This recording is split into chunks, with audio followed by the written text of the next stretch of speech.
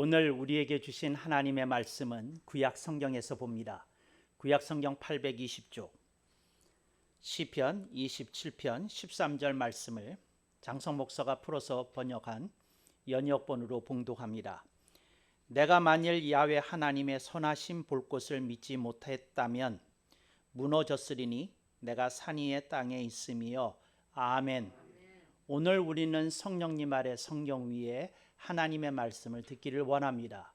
오늘 여러분들이 주목하실 설교 제목은 산 위의 땅입니다.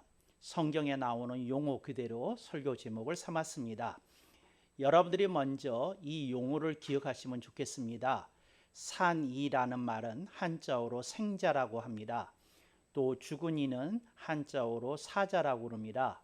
그래서 여러분들이 산 위가 있고 죽은 이가 있습니다. 이 세상에 아직 살아있는 이가 있고 죽은 이가 있습니다. 그래서 여러분들이 살아있는 사람은 산이라고 부르고 죽은 사람은 죽은 이라고 부르는 것이지요. 그런데 이 말이 희한합니다. 왜 희한하느냐면 산 위의 땅 그리고 죽은 이의 땅이라고 부르더라는 것이지요. 그래서 여러분들이 생각해 보게 됩니다. 산 위의 땅이라는 말은 무엇이고 죽은 이의 땅이라는 말은 무엇일까? 이건 그 군인들이 사용하던 용어입니다. 그래서 여러분들이 산 위의 땅이라는 용어는 그 다윗이 평생 그가 치렀던 수많은 전쟁과 전투 속에서 얻어진 용어였고, 이건 다윗이 만든 용어라기보다는 그 군인들이 늘 일상적으로 이렇게 전쟁이나 전투에 나가면서 저들이 겪었던 일 속에서 저들이 사용했던 용어라는 걸 기억하시면 참 좋겠습니다. 그래서 산 위의 땅이라는 건 이런 겁니다. 전투를 치렀습니다. 그래서 적군을 격퇴시키고 보니까 나는 살았어요. 그랬는데 내 전우들 가운데 어떤 이들은 정말 그 비명에 가서 저들이 이제는 더 이상 산 위의 대열에 끼지 못하고 죽은 이의 대열에 끼게 된 것을 보게 됩니다. 그때 그 살아남은 군인들이 자기 자신들을 되돌아보며 하는 말이 아직 내가 산 위의 땅에 서 있구나, 이렇게 얘기하는 겁니다. 산 위의 땅이라는 것이 따로 있는 것이 아니라 살아있는 사람이 서 있으면 그 땅이 어디든 간에 그것이 산 위의 땅이 되는 것이다 하는 것을 알아두었으면 좋겠습니다. 그렇다면 어떤 이가 전투를 하다가 적군의 쏜 그 화살에 맞아서 이제 운명을 달리하게 되었어요. 그러면 그 사람이 쓰러진 그 자리가 그대로 죽은 이의 땅이 되는 것이지요. 죽은 이의 땅은 반드시 무덤을 의미하는 것이 아닙니다. 어떤 사람이 쓰러져 죽으면 바로 그 자리 그대로 죽은 이의 땅이 되는 것이다 하는 겁니다. 여러분들이 그 9시 뉴스 같은 데서 보면 이렇게 교통사고가 일어나서 사람들이 이렇게 죽었다고 하는 뉴스 보도를 접하게 됩니다. 그때에 우리들이 그 정황을 이렇게 한번 되돌려 가서 생각해 본다면 사고가 나기 이전에 그 차량에 탑승하고 있던 사람은 분명히 살아 있었습니다. 그랬는데 정말 음주운전 차량이 정말 운전을 잘못하는 것으로 인해서 대형 사고가 났습니다. 그렇게 되었는데 이제 피해 차량에 어떤 이가 이제 살았습니다. 같은 차에 타고 있는데 어떤 이는 이제 죽게 되었습니다. 이제 그렇다고 한다면 그 같은 차 안인데 어떤 이에게는 산 위의 땅이 되는 거고 어떤 이에게는 그 같은 차량인데 죽은 이의 땅이 되는 겁니다. 그래서 여러분들이 이걸 생각해 보면 참 인생의 신비라고 그럴까요? 생명의 신비라고 할까요? 이제 운명의 신비라고 할까요? 이제 이런 걸 조금 느끼게 됩니다. 분명히 사고가 나기 직전까지 웃으면서 이렇게 대화도 차 안에서 나누었었는데 불의의 사고로 인해서 어떤 사람은 갑자기 죽은 사람이 되었고 또 어떤 사람은 갑자기 다치기는 했지만 산 사람이 되었다. 이렇게 뭐가 그들을 갈라놓았는지 알지 못합니다. 네, 이런 것이 산 이와 죽은 이를 가름하는 그런 것이다 하는 것을 이렇게 여러분들이 기억하실 수 있기를 바랍니다. 그런데 오늘 이 시편 27편에서 말씀하는 산이와 주군이라고 하는 것은 또 다른 의미가 있습니다. 어떤 거냐면 어떤 분이 사업을 하다가 이제 큰 부도가 생겼어요. 그래서 이분이 막아야 될 돈이 한 20억 되는데 수중에 있는 돈은 2억도 채 안 돼요. 그래서 도무지 막을 길이 없어요. 그리고 자기가 수고하면서 애써 갖고 왔던 작은 중소기업이 이제 그대로 이렇게 무너지는 그런 어떤 현상을 목도하게 됩니다. 어떤 사람에게는 작은 돈인데 이 사람에게는 전 재산과 같은 기업 자체가 이제 날아가게 된 상황입니다. 그때에 이 사람이 주변을 돌아봅니다. 누가 나를 도울 수 있을까? 또 은행을 생각해 봅니다. 또 제2금융권을 생각해 봅니다. 내가 대출 받을 수 있는 곳이 있을까 생각해 봅니다. 그래서 이분이 심사숙고해서 내린 결론이 은행권에서 제2금융권에서 도움받을 길 없다. 그리고 내가 이걸 해결할 수 있는 길이 아무 데도 없다. 이렇게 느끼게 되면 그 순간 이 사람의 상태를 오늘 시편 27편은 주군이라고 얘기하는 겁니다. 어떤 문제가 심각하게 그 사람을 후려치고 있는데, 몰아치고 있는데 그 사람이 해결책이 없다고 느끼는 순간 이 사람에게 두 가지 현상이 나타난다는 겁니다. 낙심이 일어나고 그 다음에 절망이 다가선다는 겁니다. 그래서 여러분의 가슴 속에 낙심이 생기고 절망이 왔다면 바로 그런 사람이 어떤 땅에 있는 겁니까? 주거니의 땅에 있는 겁니다. 근데 왜 주거니의 땅입니까? 그 사람이 절망하고 있기 때문에 주거니다. 이걸 여러분들이 기억하면 좋겠습니다. 그래서 여러분들이 어떤 문제 속에서 아직 해볼 만하다, 아직 뭐 길이 있을 것 같다 그러면 여러분은 어느 대열에 속한 겁니까? 산 위의 땅에 서 있는 분이시고 산 위의 대열에 끼어 있는 겁니다. 근데 어떤 이들이 정말 인생이 살맛 안 난다, 재미없다, 그냥 죽어버렸으면 좋겠다, 뭐 이런 생각을 품고 있는 사람이 있다면 이 사람은 살았으나 산 것이 아니기 때문에 주거니요 주거니의 땅에 서 있는 것이다. 이제 이렇게 기억하실 수 있기를 바랍니다.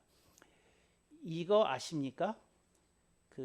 제가 미국에서 설교했던 것 가운데 교인들이 한 번 설교를 했는데 이렇게 한때 10년이 지나도 기억하는 설교가 있었어요. 근데 그 설교 제목이 뭐냐면 갈까 물음표, 말까 물음표, 갈까 말까인데 이게 그런데 교인들이 그래서 장성 목사님이 행하셨던 설교 가운데 가장 기억이 오래 남는 설교가 뭐냐? 갈까 말까. 근데 그 설교 내용이 이런 겁니다. 뭐냐면 부부가 밤새 싸웠어요. 근데 아침에 이제 집사여서 이제 교회 가야 되지 않습니까? 그럴 때 그 부부의 마음속에 이런 마음이 일어난답니까? 일어난다고 합니다. 갈까 말까. 이게 갈까 말까 이런 생각이 난다는 거예요. 또 여러분들이 코로나19로서 9시 뉴스를 봤어요. 그랬더니 확산이 막 되고 있대요. 그런데 목사님이 여러분들 오지 마세요 하고 문자 메시지가 와주면 좋겠는데 그런 문자 메시지도 안 왔어요. 그랬을 때 부부가 서로 얼굴을 쳐다보면서 말없이 이렇게 메시지를 주고받습니다. 갈까 말까. 그랬더니 이제 남편이 아내에다가 사인을 보내요. 말로 한 건 탁 이렇게 보내요. 그게 뭐냐면 믿음이 좋은 당신은 알아서 해. 그리고 또 그래서 그 아내가 나는 가도 된다는 뜻이구나. 그리고 쳐다보니까 남편이 두 번째 메시지를 보냅니다. 나는 내가 알아서 할게. 안 가겠다는 겁니다. 이게 아주 미묘해요. 말 없이 눈길 두 번 주고 받았는데 갈까 말까 이런 신호가 이렇게 오게 됩니다. 여러분들이 어느 때 믿음이 떨어질 때가 있잖아요.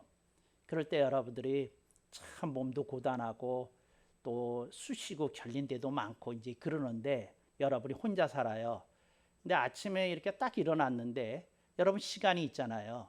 뭐냐면 내가 제대로 차려입고 교회 가려고 그러면 여러분들이 집에서 일어나야 되는 시간이 정해져 있거든요.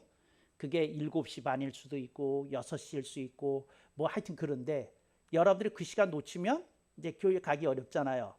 그런데 막 알람은 울려대면서 얘기합니다. 주인님 지금 일어나셔야 시간 맞춰서 제대로 세수하고 옷 차려입고 운전해서 교회 갈 수 있는 시각입니다. 일어나세요. 얘기합니다. 그때 쑤시고 결리고 막 하는 게 많으니까 뭐가 걸립니까? 갈까 말까 이제 이렇게 걸리는 겁니다. 이거 갈까 말까예요. 그런데 오늘 본문에서 얘기하는 건 그거보다 더 심각한 상황입니다. 그게 뭐냐면 그 사람에게 소망이 있느냐 하고 물어보는 겁니다. 소망이 있으면 살아있는 사람 산이라는 겁니다.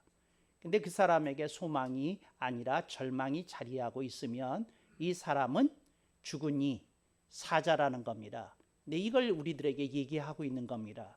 그러니까 어느 땅에 서 있냐, 어느 땅에 당신이 거하고 있냐 하고 묻는 겁니다. 그래서 여러분 오늘 우리들이 우리 자신을 가끔씩 봐야 됩니다. 나는 어떤 대열에 이렇게 끼어 있는 것인가 여러분들이 조금 생각해 보실 수 있기를 바랍니다.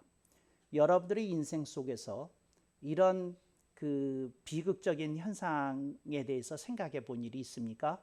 어떤 이가 착하게 살아요. 여러분의 친구 중에 누가 있는데 근데 이 사람이 하는 것마다 뭐가 안 돼요. 그러면 여러분들이 그 사람 봤을 때 사람이 착하긴 한데 왜 저렇게 하는 사람마다 들어먹고 저렇게 안 될까? 이렇게 안타까움이 일어나게 되지 않습니까? 근데 여러분들이 안타까움을 느끼는 건 돈 때문이 아니라 반드시 돈 때문이 아니라 그 사람이 이렇게 좌절하지 않을까? 이렇게 절망하지 않을까? 이제 이런 것 때문에 여러분들이 안타까운 마음을 느끼지 않습니까? 이게 바로 오늘 시편 27편이 우리들에게 제시하려고 그러는 겁니다. 그래서 여러분들이 그냥 점검하십시오. 그러니까 매일 점검하셔야 됩니다. 나는 산이냐 죽은이냐, 나는 어느 땅에 거하고 있느냐. 이제 그걸 가늠하는 딱 한 가지 키워드가 있는데 그게 뭐냐? 소망이냐 절망이냐라는 겁니다. 그래서 여러분에게 아직 소망이 있으면 여러분 산이입니다. 여러분에게 절망이 자리하고 있다 그러면 죽은 이라는 걸 기억하면 좋겠습니다. 제가 얼마 전에 어떤 유튜브를 봤는데 그 유튜브의 내용이 뭐냐면 아이가 태어났을 때서부터 이렇게 아주 중증 이렇게 장애를 가지고 태어났어요. 뇌성마비인데 뇌성마비도 간단한 뇌성마비가 아니라 아주 중증 뇌성마비를 가지고 태어났답니다. 그랬는데 그 엄마가 아이를 보는 게 키워가면서 너무 힘들답니다. 그러니까 뭐냐면 자꾸 이런 마음이 들더래요. 내가 도대체 무슨 짓을 한 거야. 그러니까 자기가 뭔가 몸 관리를 잘못해가지고 이런 아이가 태어났다는 생각이 드니까 자기가 힘든 것보다도 내가 뭔가 잘못했기 때문에 이런 아이가 태어난 거 아니나 싶어가지고 애를 볼 때마다 엄마가 너무 미안한 거예요. 그래가지고 그 아이가 20살이 됐는데 이제 컸는데 이제 그런 걸 이렇게 겪어왔을 거 아닙니까? 근데 그 엄마가 뭘 겪었는지 뭐 잘 모르지만 그 엄마의 말 속에서 절절히 나는데 뭐라고 얘기하느냐면 그 아이가 걸어 다니기 시작했을 때서부터 지금 20살이 됐을 때까지 그 자기가 한 번도 죽고 싶다는 생각을 놓은 적이 없다는 거예요. 누가 날 죽여줬으면 좋겠다. 정말 이렇게 그러니까 자기가 이렇게 죽지 못한 이유가 뭐냐면 아이한테 또 한 번 더 큰 상처를 줄 것 같아서. 그러니까 이런 아이를 내놓고 엄마가 무책임하게 키워놓지도 않고 죽으면 너무 큰 죄를 짓는 것 같아서 죽지도 못했다는 거예요. 그래서 매일같이 기도를 했대요. 뭐라 했냐면 하나님 나 좀 죽여주세요. 뭐 부처님이 계시면 나 죽여주세요. 그러니까 종교가 뭔지는 모르겠어요. 이렇게 얘기하는 거 보니까. 그러니까 내가 죽었으면 좋겠다. 그런 생각을 가지고 늘 살았답니다. 그러면서 세상이 원망스럽고 저주스럽고 그냥 막 그런 이렇게 감정을 껴안고 이렇게 살아가는 것이지요. 제가 묻겠습니다. 이분이 살아온 땅의 이름이 뭡니까? 죽은 이의 땅입니다. 이 죽은 이의 땅이에요. 죽은 이의 땅. 죽은 이의 땅. 이게 참 그 안타까운 일인데 그렇다는 거죠. 여러분의 삶 속에 어떤 일이 여러분을 사로잡게 되면 여러분들은 여러분의 감정과 정서가 매몰됩니다. 거기에. 그래서 어떤 일이 벌어지느냐 하면 여러분이 스스로 알아서 이쪽으로 들어갑니다. 어느 쪽으로? 죽은 이의 땅으로 이렇게 옮겨갑니다. 옮겨가요. 그리고 생각합니다. 뭐냐면 누구는 복도 많아가지고 저 좋은 땅에서 산 위의 땅에서 살고 나는 죽은 이의 땅에서 살고 막 이렇다는 거 여러분들이 기억하면 좋겠습니다. 제가 미국에서 목회를 할 때 저를 굉장히 미워했다는 사람이 하나 있었어요. 그랬는데 그 미워하는 얘기가 뭐냐면 이랬답니다. 뭐냐면 하루라도 장성 목사가 설교를 망치는 걸 보고 싶다. 그렇다면 내가 이 목사님을 좋아할 수 있을 것 같다. 왜냐하면 너무 인간적이니까. 그런데 매번 은혜롭게 말씀을 증언하더라는 것입니다. 제 자랑이 아니라 그분 얘기입니다. 그분이 잘하는 거예요. 그러니까 얄미워 죽겠다는 거예요. 그러니까 그분이 이렇게 생각했답니다. 나는 인생이 이렇게 힘든데 저 목사가 저렇게 설교를 매주 뻔뻔하게, 그분 표현입니다. 제가 하는 말이 아니고 뻔뻔하게 저렇게 설교할 수 있는 건 저 사람은 타고난 복이 워낙 많은 거고 지금도 하나님 복을 주시는 거고 그러니까 설교를 저렇게 편안하게 당당하게 뻔뻔하게 저렇게 할 수 있는 거야. 근데 나는 너무 안 되는 게 너무 많잖아. 근데 이건 불공평한 거야. 이제 이렇게 생각을 하고 내내 그랬답니다. 여러분, 목회는 함부로 하지 마십시오. 별 사람이 다 미워합니다. 설교를 잘해도 미워합니다. 그래서 그런 마음을 가지고 막 이렇게 쳐다보고 있는 거예요. 제가 성령님이 기도를 하는데 저 사람 밥 사주라 밥 사주라. 하루 제가 차를 몰고 그분이 일하는 그 도서관으로 찾았어요. 이분이 미국 도서관에서 그 사서로 근무하고 있었어요. 도서관으로 찾아갔어요. 그래서 내가 뭐라고 얘기를 했느냐 하면 퇴근 시간쯤 찾아갔습니다. 그래서 미리 한 2시간 전에 가서 목사님 웬일이세요? 책 볼 일이 있어서 왔지요. 그리고 이거 끝난 다음에 오늘 다른 약속이 있더라도 취소하시고 나 2시간 책 보면서 기다릴 테니까 우리 맛있는 거 먹으러 가십시다. 그래가지고 이제 그분 모시고 이제 조금 비싼 레스토랑에 가서 밥을 사주면서 얘기를 하면서 이런 얘기를 내가 했어요. 뭐냐면 집사님이 나를 오해하는 게 있어요. 내가 먼저 말을 꺼냈어요. 그 요지가 나를 오해하고 있는 게 있어요. 목사님, 제가 목사님 오해하는 게 뭡니까? 내가 설교를 은혜롭게 하는 건 내가 속이 편해서 은혜롭게 하는 것이 아니라 교인들이 겪는 아픔을 내가 마음속에 담고 있기 때문에 교인들에게 공감을 일으키는 설교가 되는 겁니다. 내가 만약에 다른 편한 세상에 살았으면 절대로 설교자와 회중 사이에 공감이라는 건 생기지 않았을 겁니다. 근데 공감이 왜 생기냐? 교인들이 울 때 목회자도 울고, 교인이 힘들 때 목회자도 힘들고, 교인이 방황할 때 목회자도 안타까운 마음을 갖고 있기 때문에 그래서 말씀을 준비해서 그런 것이지 교인들하고 다른 편한 세상에 살기 때문에 그런 건 아닙니다.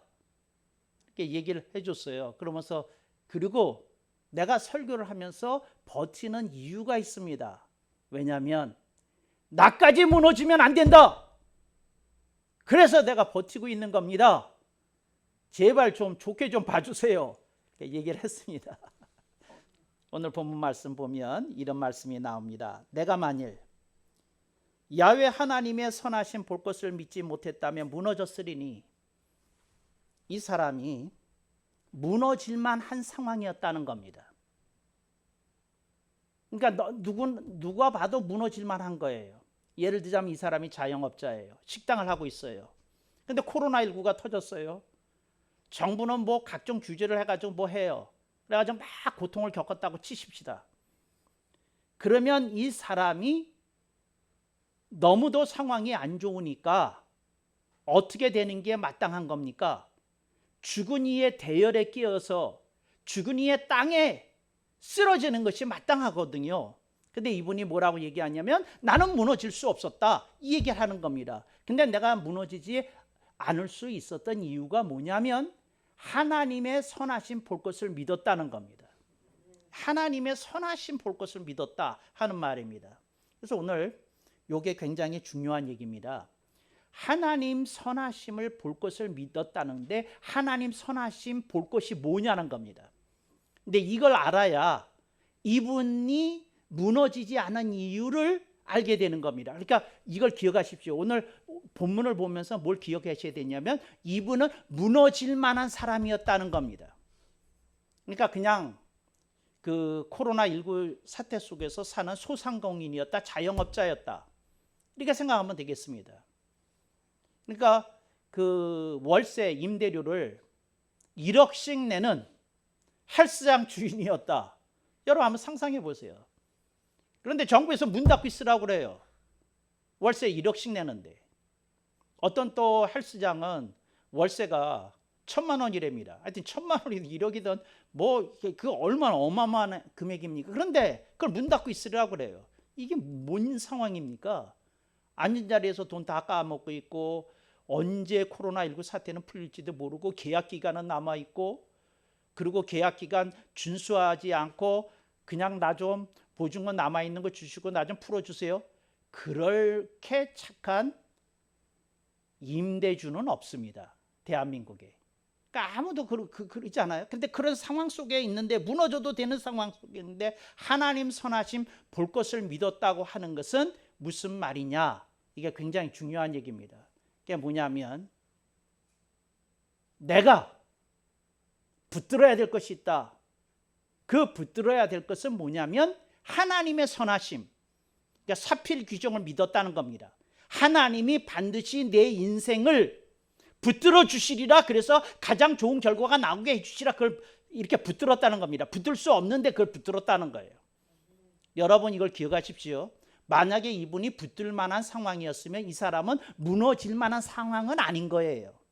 근데 이 사람은 얘기하잖아요. 내가 무너졌을 뻔했는데 무너지지 않았다 하는 건 붙든 게 있었다. 하나님의 사필 규정을 믿었다는 겁니다. 그러니까 뭐냐면 과정 속에서는 험난한 일들이 있을 것이지만 결론은 좋게 나올 것이다. 이걸 믿었다는 겁니다.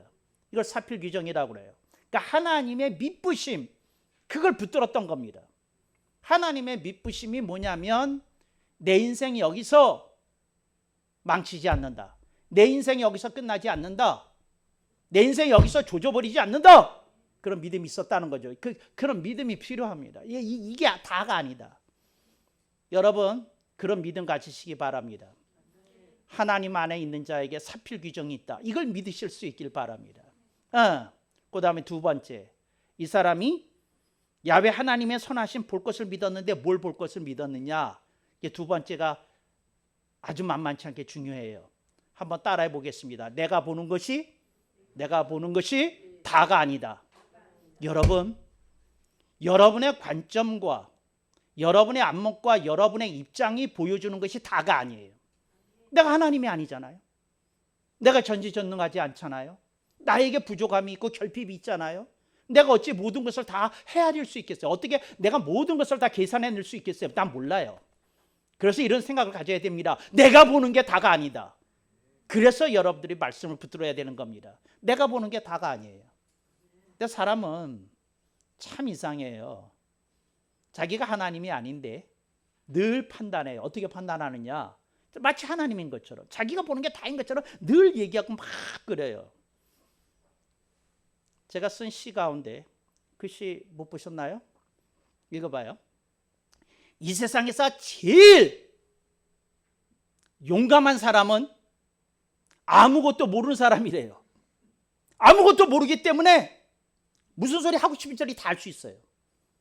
그런데 아무것도 모르는 사람보다 더 무서운 사람이 있대요. 딱 한 가지만 아는 사람이에요. 왜? 이 사람은 한 가지만 알고 있기 때문에 다른 건 다 틀렸어요. 얼마나 용감하겠어요. 아, 대단해요. 두 번째 사람이 있어요. 한 가지만 아는 사람보다도 더 용감한 사람이 있어요. 두 가지 아는 사람이에요. 한 가지만 알아도 천하무적인데 두 가지가 아니니까 이 사람 당해낼 사람이 있어요. 막 그래요. 뭐 그래요. 여러분, 두 가지를 아는 사람보다 더 무서운 사람이 있어요. 누구겠어요? 누구겠어요? 세 가지를 아는 사람이에요. 어떤 사람이 경험이 있고 학이 있고 뭐 있잖아요. 천하무적이에요. 아무도 이 사람을 이길 수가 없어요. 왜? 본인이 그렇게 옳다고 믿으니까요. 여러분, 이게 굉장히 부끄러운 얘기입니다. 나의 한계를 인정하는 것이 믿음의 시작입니다. 나의 부족함과 결핍을 인정하는 것이 신앙의 문열이가 됩니다. 문을 여는 행위가 된다, 그 말입니다. 우리의 부족함을 내려놓아야 됩니다. 내가 보는 것이 전부가 아니라고 인정해야 됩니다. 그럴 때 하나님이, 그런 겸손한 영 위에 하나님이 지혜와 능력으로 부어주심을 믿습니다. 내가 보는 게 다가 아니라고 조금 생각을 하고 인생을 살 수 있으면 얼마나 좋겠어요.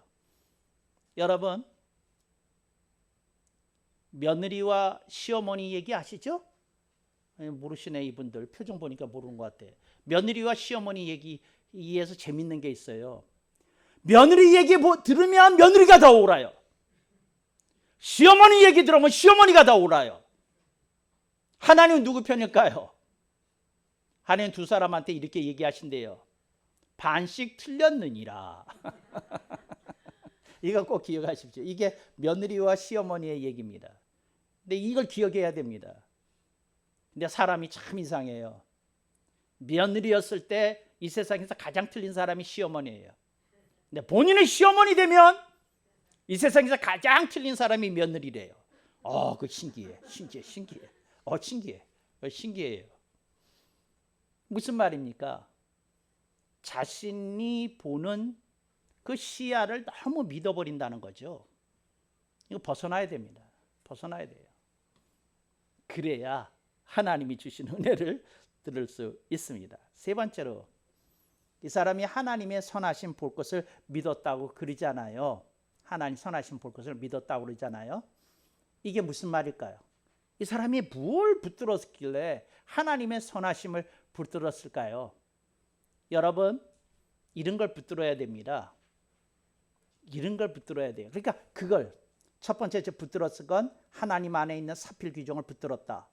두 번째 붙들은 것은 내가 보는 것이 다가 아니다. 이걸 붙들었어요. 세 번째 붙들어야 될 게 있어요.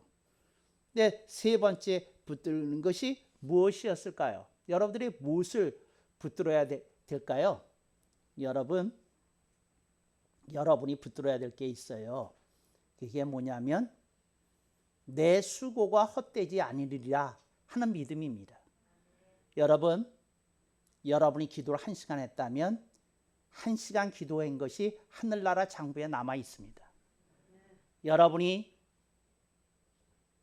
2시간 울었다면 2시간 예수 그리스도 안에서 울었던 그 눈물이, 그 울음이 천국 장부에 담겨져 있을 겁니다. 여러분들이 삶 속에서 쓰라림을 겪고 그것을 주님께 내려놓았다면 그 쓰라림이 주님이 고이 귀한 보수감에 담아두시고, 그리고 주님이 그것을 보시면서 하늘나라에서 여러분을 위해서 은혜를 베풀어 주셨을 것입니다. 여러분들이 그걸 기억해야 됩니다. 내가 행한 수고가 헛되지 않으리라. 그게 기도든 찬양이든 전도든 헌신이든 그게 무엇이든 헛되지 아니리라는 믿음을 가지실 수 있기를 바랍니다. 많은 이들이 중도에 그만둡니다. 왜 그럴까요? 이게 헛된 노력이라고 생각하기 때문에 그렇습니다. 이게 아무 의미 없이 그냥 발부둥치를 하는 거라고 생각하기 때문에 그렇습니다. 그러지 않아요. 아브라함에게서 쫓겨났던 하갈이 광야에서 물을 찾으면서 하나님께 하소연했는데 그 하소연을 들으시고 하나님이 샘이 터지게 했던 사건을 우리들이 기억합니다. 하나님이 안타까운 인생을 주목하고 계시다는 겁니다. 처절한 인생을 기억하고 계시다는 겁니다. 여러분들이 그걸 기억하고 내 수고 헛되지 아니리라 그렇게 생각하고 나가고 그럴 수 있기를 바랍니다. 하나님이 우리 대한민국을 이렇게 위대한 나라로 하나님이 키워주셨어요. 지금 세계에서 한국이 경제권이 지금 탑 10 안으로 확실하게 진입했습니다. 그랬는데 우리나라가 1950년 한국 전쟁이 발발하고서부터 세계에서 가장 가난한 나라의 대열 속에 대한민국이 있었어요. 세계에서 제일 가난한 나라의 대열 속에. 그랬는데 우리의 앞선 세대들이 그걸 믿었어요. 우리들의 수고가 희생이 헛되지 않으리라 그걸 믿었다는 거죠. 여러분 만약에 그렇게 우리가 하는 일이 아무 의미가 없다고 그러면 한국 전쟁 때 싸우다가 죽었던 사람들은 다 어디로 갔을까요? 여러분 그분들이 희생하고 싸우고 그 헌신하고 그 일터에서 산업 전선에서 수고했던 노력의 역사가 오늘날의 대한민국을 있게 했던 겁니다. 근데 그분들은 그걸 믿은 거죠. 우리가 이만큼 해놓으면 다음 세대가 이어받으리라. 또 다음 세대가 또 그만큼 하면 다음 세대가 이어받으리라. 이게 오늘날의 대한민국을 있게 했잖아요. 그 속에 무엇이 있었느냐 하면 하나님을 믿는 신앙인들이 우리가 수고한 것을 하나님이 기억하시리라. 하나님이 이것을 통해서 기적을 일궈내시리라는 믿음이 있었다는 거죠. 그들이 자기 당대만 보았다면 그렇게 수고하고 헌신하고 희생하지 못했을 거예요. 당대만 봤으면. 나도 살아야 되잖아요. 나도 적당히 좀 즐겨야 되잖아요. 나도 적당히 좀 놀아야 되잖아요. 근데 그런 것들을 그들이 내려놓고 인내하면서 극복해낼 수 있었던 것은 무엇이었는고 하니 다음 세대에 찾아올 광영을 믿었다는 거죠. 여러분 오늘 우리들이 이걸 좀 믿어야 되겠어요. 코로나19 사태 속에서 혹시 절망을 품고 계십니까? 거기에 빠지면 안 됩니다. 그 본문 말씀에서 그게 중요해요. 무너졌으리니